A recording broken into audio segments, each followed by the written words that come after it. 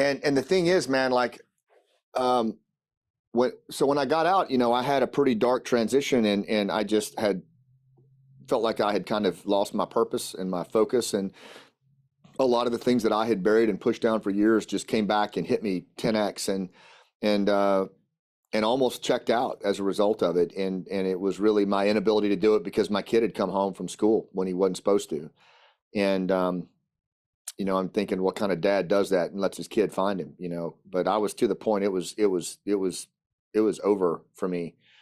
But it was a reprieve that I didn't expect. And it led me to a lot of shame and a lot of embarrassment. And I never talked about it. And I just kind of bumbled around, and I felt like I had something important to still say, because I looked at the way the country was tearing itself apart. I mean, we were divided along every imaginable line, race, politics, and it looked to me a lot like Afghanistan. Sebastian Junger, in his book Tribe, he says that most combat veterans are more than happy to die for their country. They just don't know how to live for it, because it's hard to know how to live for a country that treats itself with contempt that's normally reserved for an enemy. Yeah. And I just could not, that to me, I'm like, okay, so let me get this straight.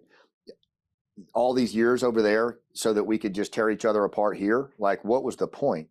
And it really just sent me on a spiral.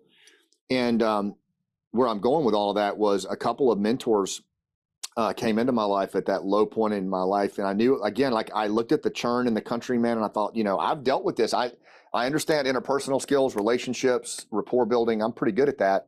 But every time I'd try to get up in front of people, I would lock up, I would freeze up. I couldn't, I had so much anxiety and just fear, honestly, of getting in front of people.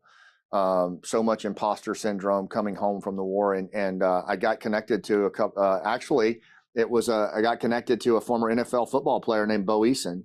Oh, nice. His brother Tony played for the Patriots back in the day. Bo played for the Oilers, and Bo had become blew his knee out for the 7th time, and then became an actor, a playwright, and a story coach. And he taught me how to tell my story. He taught me how to take all of that TNT that was inside me and put it out into the world through my story. And it changed everything, man. It allowed me to talk about my mental health, to talk about Afghanistan, to talk about these villages. Hell, I even wrote a play called Last Out. And then to complete my midlife crisis, I learned how to act at age 50 and put a group of veterans together. And we toured the country, 30 cities, 28,000 miles on a U-Haul van. We put it on Amazon Prime, 250 Gold Star families. And that's what we were doing when Afghanistan collapsed for real in August of 2021. That's what we were doing the play.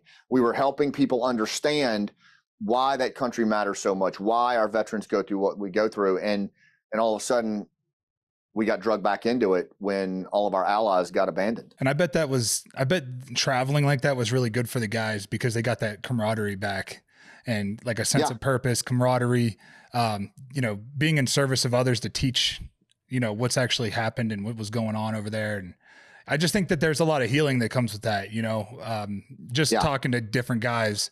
I've talked to a lot of veterans on this podcast and in other aspects of my life. I've just always respected the hell out of people that have sacrificed. I have a brother-in-law that's a chief in the Navy as well. So I'm around it a lot, and talking to them, it's always like whenever they could put themselves in service of somebody else or their community or being like in a brotherhood, it's always healing. And I think that's awesome that you were able to put that together, because it was probably really good for your mental health as well. I mean, I'm sure that's probably what saved you, was that ultimately what saved you mentally was like being in service of these other guys that you knew what they've been through. So you know how to share their story, and you've learned how to share their story and help them share their story. Yeah.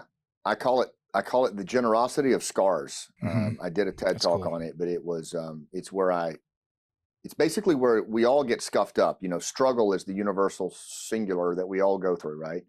No matter what we do for a living or how much money we make or what our religion is, or struggle is a biological necessity, according to Daniel Coyle. And it's the thing that we all relate to. It transcends everything. Even as a Green Beret, I would talk about struggle when I would go into those villages and try to win those elders over. I would talk about growing up as a poor kid, cutting tobacco And they would laugh their ass off, man, because the stories I would tell about tobacco farming were exactly what they went through sharecropping in Afghanistan.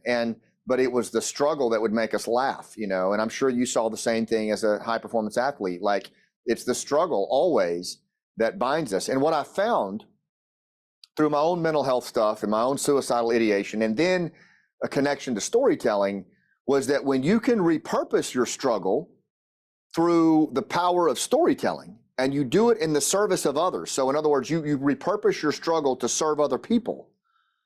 So then my journey through mental health, my ideation with suicide, all of a sudden there's some guy sitting out in the audience there that's been through the same thing. And he's like, damn, I had no idea that guy. I thought he was just a playwright. I thought he had it all together. And now all of a sudden that guy is autobiographically listening to my story, but he's processing his own lived experience through the safety of my story. And he's making sense and meaning out of something that made no sense and meaning.